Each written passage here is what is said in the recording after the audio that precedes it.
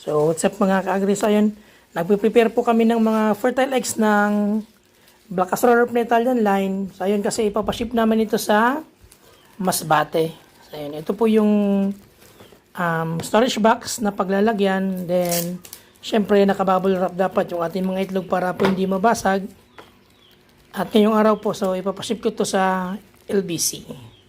Syempre yung ating mga breeders na nagpo-produce ng ating mga fertile eggs ay syempre alagang Firmabet at alagang Battlecock. Syempre hindi mawawala yung ating Egg Pro Max, BMP 100 at syempre yung ating El Toro para sa ating mga broodcock.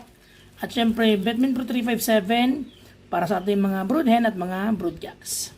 So ayun po. So, ayun mga ka-update, dito na po tayo sa LBC at naayos na din po at na-prepare na po yung box ng ipapadala po nating fertile eggs. Then mga ka-update, ito naman po yung update na video nung pinadala natin sa Masbate.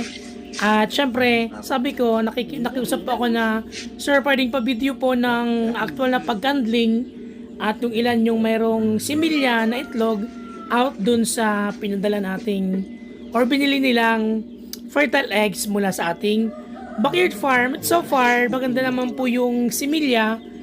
At ang sabi ni sir ay out of 19 eggs po, ang may similya po ay 14 eggs. Ibig sabihin po merong 5 walang similya. So far, so good. Okay naman po yung similya ng ating mga pinadalang fertile eggs. Kaya ayun po. So ibig sabihin pwede na po tayo magpadala sa ibang lugar po dito sa Pilipinas. So ayun, PM lang po sa mga gustong mag-avail ng ating mga fertile eggs.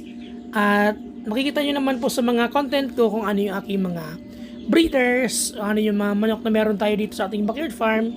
So kung gusto pong mag-avail, pwede po mag-PM na lang po sa akin. So pwede po tayo magpadala ng fertile eggs. At syempre, dapat po ma-inform ako ahead of time kasi po i-condition naman po natin yung ating mga breeders bago po tayo mag-out ng mga fertile eggs.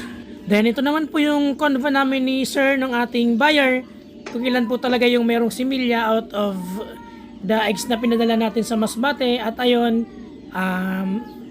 may repeat order pa ata tayo. At ayun, syempre gusto ko rin po magpasalamat sa Battlecock Livestock Product Family at syempre sa Firmabet Livestock Product Family at syempre kay Ma'am Sheila sa mga pinapadala pong mga produkto ng Battlecock at syempre produkto ng Firmabet na nagagamit po natin sa ating backyard farm.